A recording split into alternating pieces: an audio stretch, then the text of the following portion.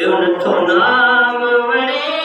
तुंहिंजी मोहबत में को मिठाण वणे